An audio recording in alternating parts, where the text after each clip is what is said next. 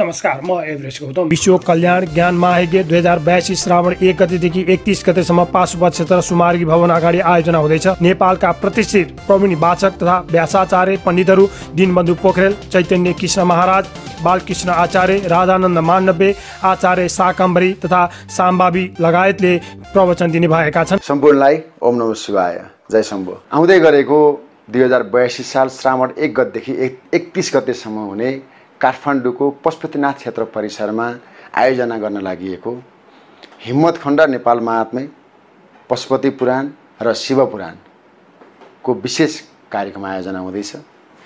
देश तथा विदेशमा रहनुभएका सम्पूर्ण श्रद्धालु भक्तजनहरूले यसै निमन्त्रणालाई आधिकारिक निमन्त्रणाको रूपमा मानि यहाँहरू तनमन वचन र कर्मले विभिन्न तरिकाले स्वयंसेवा गर्ने हेतुले अथवा दर्शन गर्ने हेतुले पशुपति क्षेत्र परिसरमा आउँदै गर्दा मृगस्थली क्षेत्र, हिमवत्खण्ड, पाशुपत क्षेत्र र पशुपति महात्म्य र 64 ज्योतिर्लिङ्गको दर्शन गर्ने र 64 ज्योतिर्लिङ्गको महिमा र गरिमाको विषयमा वर्णन गरिएको सुन्न पाउने यो विशेष अवसर हो।